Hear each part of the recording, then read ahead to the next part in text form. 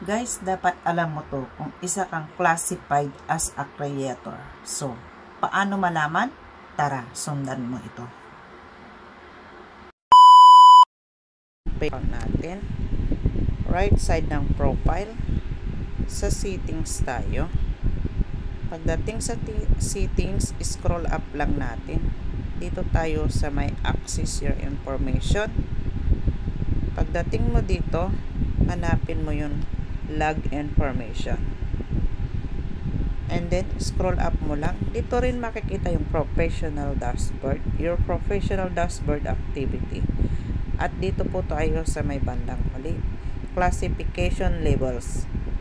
Label used to describe some types of activity on Facebook. For example, if you are a creator. So, press natin.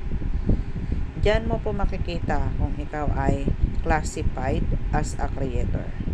Creator classification. This classification determines whether Facebook identifies you as a creator. So, diyan mo malalaman kung ikaw ay classified as a creator. Thank you for watching!